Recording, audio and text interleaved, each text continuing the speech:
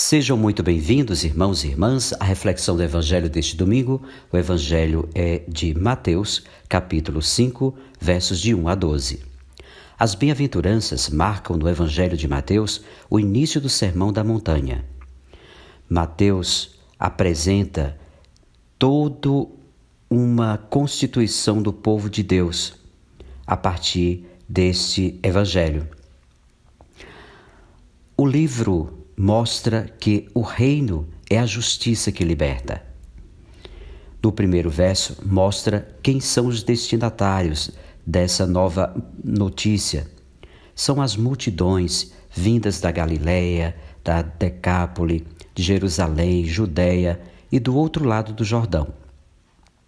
Jesus está para promulgar a nova constituição do povo de Deus, um povo sem fronteiras e sem discriminações.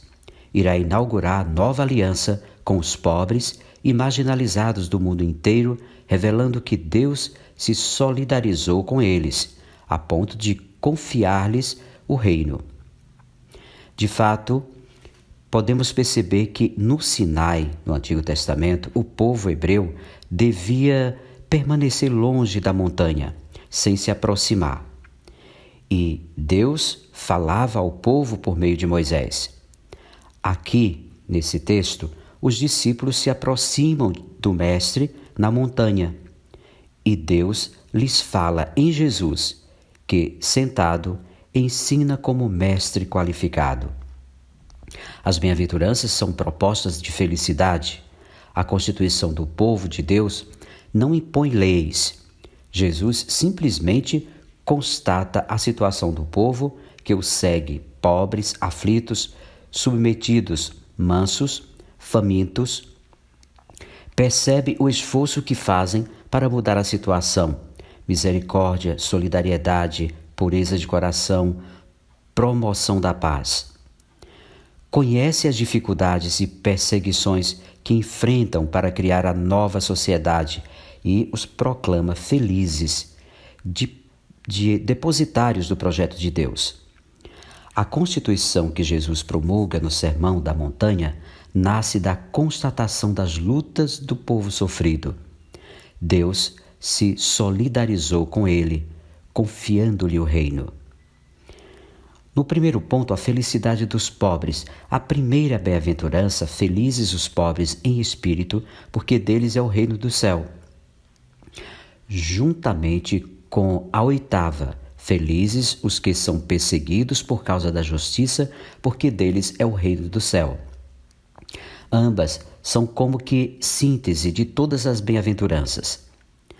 As demais, no verso 4 a 9, são explicações dessas duas. A primeira e oitava possuem promessa idêntica, porque deles é o reino do céu. Não se trata propriamente de uma promessa, mas de constatação do que está acontecendo. O reino do céu já é deles, porque o Pai assim o quis. Também, as demais bem-aventuranças trazem uma promessa futura. Serão consolados, possuirão a terra, etc. Contudo, isso não quer dizer que se deva esperar a realização dessa promessa no além. Ela é resultado da opção que Deus fez pelos pobres e oprimidos, confiando-lhes o reino, portador da plenitude dos bens, terra, saúde, liberdade, vida, fraternidade, partilha e paz. A primeira bem-aventurança proclama felizes os pobres em espírito. Frequentemente tentou-se atenuar a força dessa expressão, como se os pobres em espírito fossem pessoas humildes, independentemente de sua condição social. Mas podemos ver que a palavra pobre recorda os Anavim do Antigo Testamento e da época de Jesus. São os que depositaram sua confiança em Deus enquanto última instância, porque a sociedade lhes negava justiça. São pobres em espírito, ou seja, escolheram a pobreza. Mas podemos conferir que não porque a miséria lhes bastasse, mas porque essa condição dessa condição participam do projeto de Deus, que é a construção da nova sociedade baseada na justiça e igualdade. E por isso Jesus afirma que o reino do céu é deles. Deus é o rei dos pobres. No ponto segundo que podemos refletir nesse evangelho é a situação dos pobres que buscam a libertação. A gente vê que os versos de 4 a 6 descrevem a situação dos pobres que buscam a libertação. Eles são afligidos. Essa bem-aventurança se inspira no Antigo Testamento, de Isaías 61:1. Lá os aflitos são pessoas cativas e aprisionadas, vítimas de sociedade cruel e opressora. Afirmando que os aflitos serão consolados, Jesus lhes garante que o reino tem força e capacidade de libertá-los da opressão a que foram submetidos.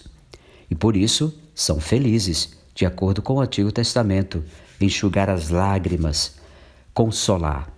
Não é uma política de panos quentes, e sim fazer justiça aos injustiçados. Os mansos são os que foram subjugados pelos poderosos. Também essa bem-aventurança se inspira no Antigo Testamento, exatamente no Salmo 37, de 10 a 11. Afirma-se aí que mais um pouco e não haverá mais injusto. Você buscará o lugar deles e não existirá. Pois bem, mas os pobres vão possuir a terra e deleitar-se com paz abundante. O outro ponto desse evangelho são as opções e praxes dos pobres, que é construir a nova sociedade. Os pobres que entraram na dinâmica do reino são misericordiosos, isso é, solidários. Compartilha e comunhão impedem que alguém retenha qualquer coisa para si. Nesse clima de solidariedade, ninguém passa necessidade. Quem dá recebe, não só das pessoas, mas do próprio Deus, que entregou o reino nas mãos dos que aprenderam a partilhar, a repartir. É a primeira opção dos que entram na dinâmica do reino, por tudo em comum. É por isso que eles são felizes.